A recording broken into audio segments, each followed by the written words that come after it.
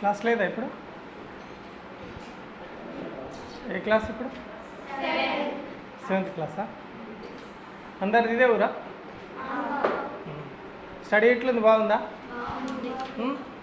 All subjects చెప్తున్నారా? ఒకసారి mummy రమ్మడు ఉందా?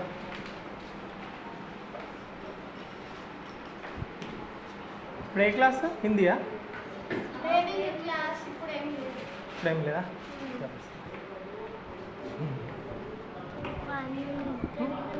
పెట్టేనాడు రమ్మనిలే కానీ నేనే రమ్మంటున్నా. రమ్మన్నా కానీ మమ్మీ